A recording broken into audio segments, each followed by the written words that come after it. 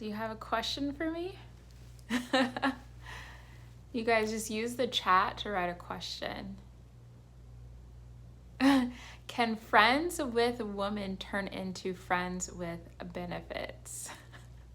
What do you mean by that? Like you're trying to get someone to turn into a friends with benefit? Like an FWB? You're trying to get someone to do that? And are you a boy or a girl? I can't tell.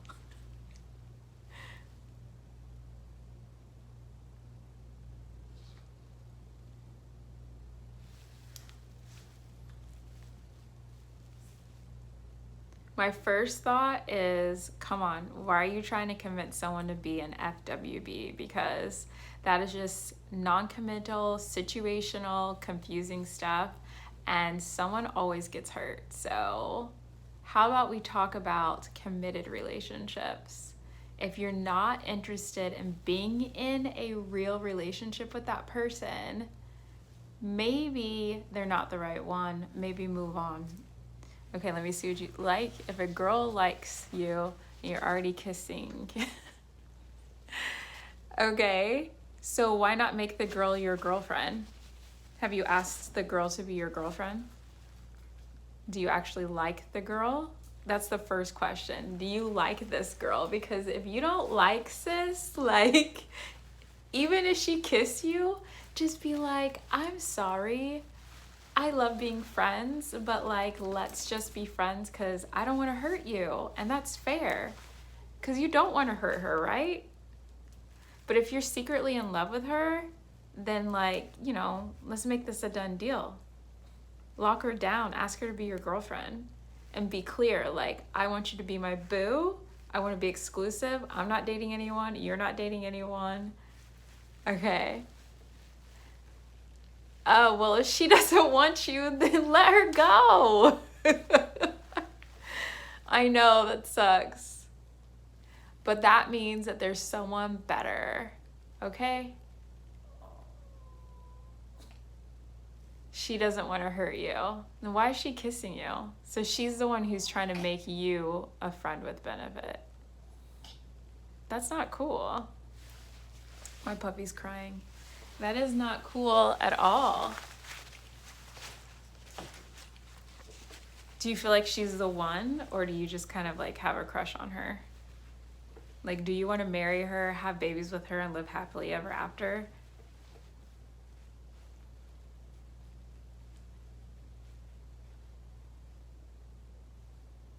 Because there's a difference there. If you like see your whole future together, maybe this is something really serious. But if not, it's just a crush. It'll be okay.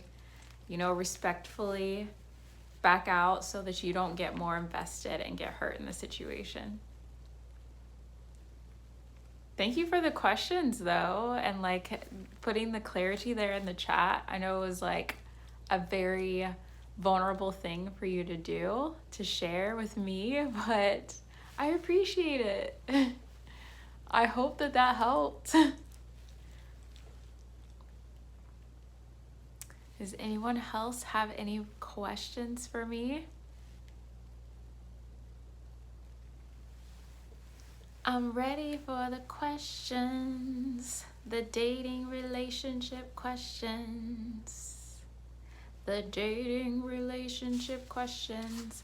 Can I write stuff on here? I wonder if I can write like dating coach on the top. No, they don't let you do that, huh? Let's see. It says I can start a poll. I can look at the top chats and super chats, but you guys want to see Oliver? That's my baby.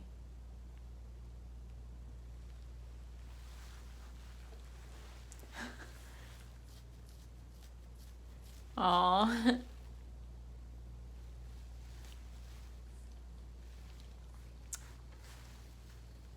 All right, you guys. So I think that this is a very interesting time, and please leave questions below as they come up because I will stop and answer the questions. But this is a very interesting time, and it's probably always been apparent, but I would say that it's probably more prevalent because we have social media, so we can tell everyone, like, girl or boy, like, this is all happening. um, with this whole like idea of kind of breadcrumbing people and like just keeping them around just in case nothing better comes around, but you're not really that into them. That is not cool. And it's so easy to fall into that trap because people don't want to be lonely. People don't want to hurt people's feelings. They just want to feel like someone likes them, even if they don't really like them. It's just nice to know that person's there, all this stuff.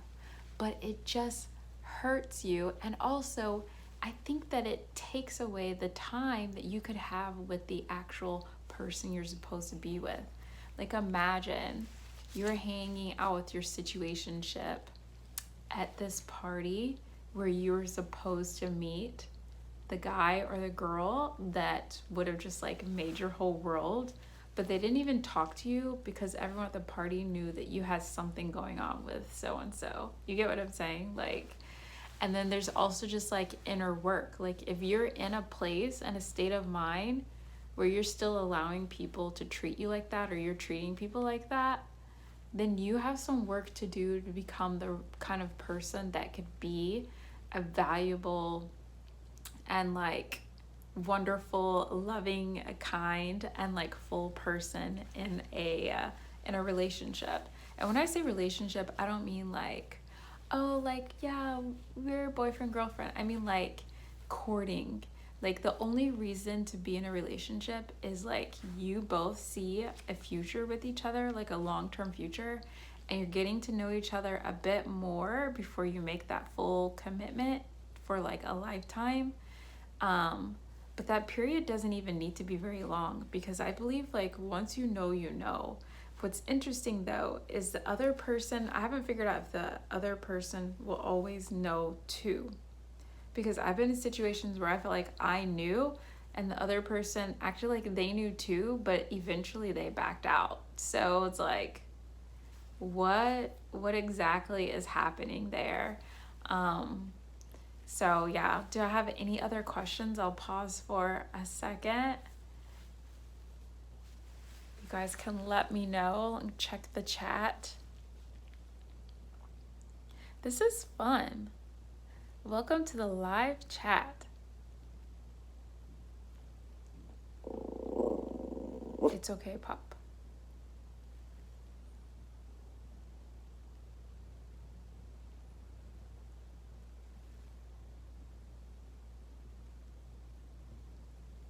If anyone wants to send me a super chat, like, I'll love you forever. Oh my gosh. So yeah, I mean, this all fundamentally comes down to abiding in kindness, abiding in love. I forgot, I have my little necklace on, you guys. My little Leo necklace. Remember to always abide in kindness, pour out of love and joy, right? Like, if something's bringing you joy, that's great. If something makes you be kind, makes you feel compelled to be kind, and the other person's being kind, that's a great. Joy, peace. Okay, I think that peace is majorly overlooked and underrated for some reason, because a lot of people get caught up in feeling like sweating or feeling knots in their stomach and having like this uncomfortable and kind of like intense reaction, and they feel like that means that, oh man, I have a big connection with this person. But think about it. When do you usually feel like that outside of the context of liking someone? Usually when you're scared, like when you're freaked out, that kind of stuff happens. So I'm thinking that that response is more so a physical way that we're being told, like, this person is stressful, they're gonna bring a bunch of drama, they're like go the other way. I think that if it was the right situation, you would actually feel a strong sense of peace, like feel like at home, like you've known them forever. There would be no like of that people don't call it this, but honestly, they're really anxious feelings. Like you're feeling the presence of anxiety as an indicator that, hey, warning sign, don't go there. Like, who programmed us to think that feeling anxiety when you're in the presence of someone meant, oh my gosh, I must really like them. I think this is a special connection. No, it's a special, horrible connection that will just lead to destruction. The people you need to spend your time with, or when you meet them, you're like, oh my gosh, have I known you forever? Are we family? Why do I feel like at home? Like, let's hang out every single day of the week this week.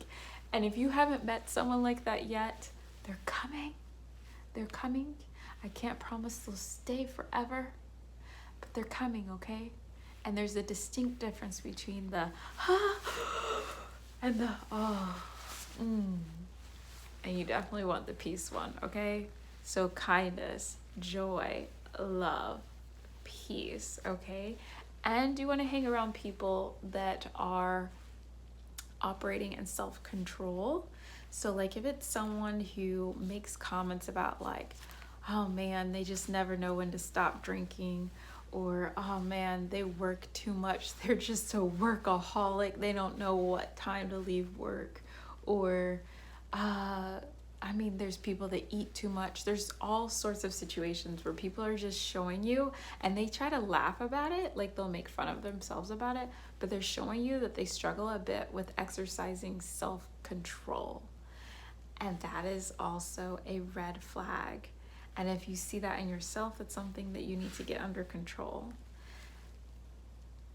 Don't think people lacking self-control is cute. Call it what it is. They lack self-control. It's not funny that they don't know when to stop. They need to exercise self-control, okay? They either do it or you're out, okay? So I think that was a good overview of some tips that I'm sure you guys probably haven't heard anyone say that kind of stuff on the internet, because I feel like it's the kind of things that people just don't think about it that way, but that's what's really going on. That's the truth. That's what's really going to help. And so I'm glad I was able to share that. I was hoping to get more questions, but I do realize it is 11 p.m. on a Tuesday night, and not everyone is up watching my YouTube channel right now. But I was hoping that there were some of my lovely subscribers that are dealing with some dating situationships, relationships, boyfriend drama, girlfriend drama things that they just want to talk to someone about. And I was happy to help, actually. Or I am happy to help. If you guys are seeing this later, feel free to leave a comment and I'll respond to you. If you're feeling shy about a comment, you can always send me a direct message on the gram and I can respond to you privately that way. But yeah, unless someone else hops on here, it's already been 15 minutes. I'll wait here a few more minutes and see if anyone gets on, but I don't want to leave too much like open space for those of y'all that are watching this back. I don't want you to just be like, Paul, is the question coming, or is she just sitting here? Oh yeah, you guys. So I just went to Tacomi. If you guys have heard of that, it's like a taco Mexican place here I've never heard of, but the line was like to the street and the prices were pretty fair, which is very rare in Miami, and they were open late. And so I was like, I've got to get some food. I really wanted a burrito. I'm a burrito girl, but they didn't have any on the menu for some reason. So I ordered a sweet potato and black bean taco, and I ordered, what was the other thing? A chicken quesadilla. And like, you guys, I actually had to get them and then get an Uber and come all the way back here, and then I ate them and they were still hot, still crunchy, still good. My only complaint was the sweet potato taco. They put some really gross tasting cheese, and it almost tastes like bad cheese. Maybe I shouldn't have eaten it. And some really spicy salsa on it, and I don't know why they did that. I honestly don't. But yeah, other than that, if they hadn't put that on there, it probably would have been good. And then the, what do you call it? The quesadilla, however, was incredible. I think it's the best quesadilla I've had in a while. They actually loaded it full of stuff. It wasn't just chicken and cheese. You know how they try to play us out here. But the only thing is, the quesadilla was literally like this big and $10. I didn't know it was gonna, I've never seen someone charge $10 for literally like a baby quesadilla. So I'm still hungry. Like, I'm not gonna lie. I'm still hungry. But what am I gonna do? It's 11 o'clock on a Tuesday night, so. All right, I guess you all are sleeping. So also comment below when you'd like me to do these lives, if you'd like me to do lives or not. Just let me know either way, okay? And that'd be great. I will talk to you soon. Bye.